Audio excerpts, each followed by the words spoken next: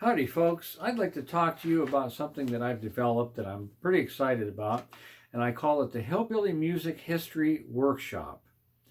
And what this is, it's a lecture concert series that is going to focus on that time period in the 1920s, roughly 1923 to about 1933.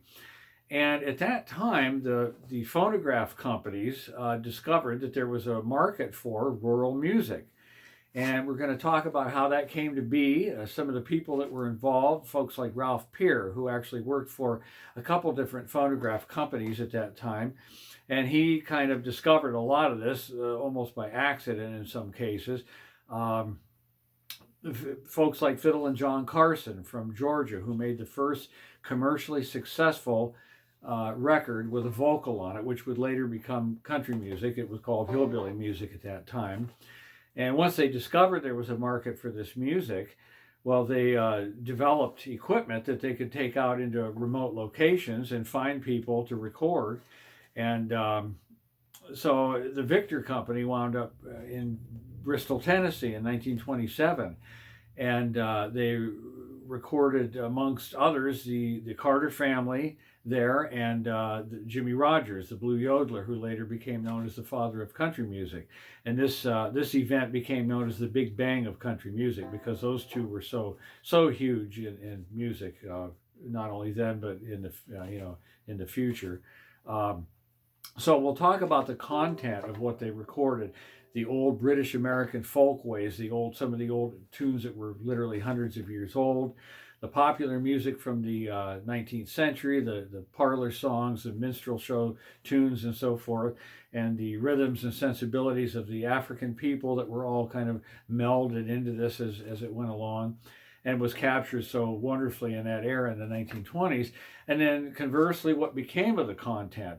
It went out from that point to influence literally everything that followed, not only country music, but folk, bluegrass, rockabilly, and later what became rock and roll.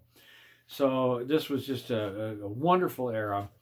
We'll talk a little bit about some of the other things that were going on in the entertainment world at that time, like radio, vaudeville, things of that nature.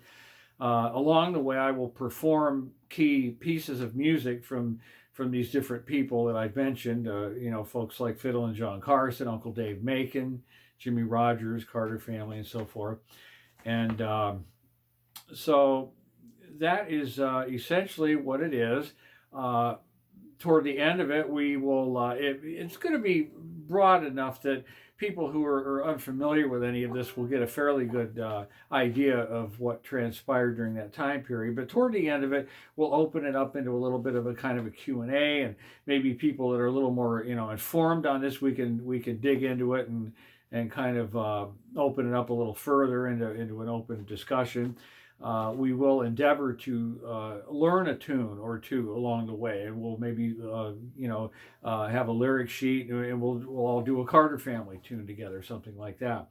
So hopefully this is going to be not only informative but fun and entertaining as well.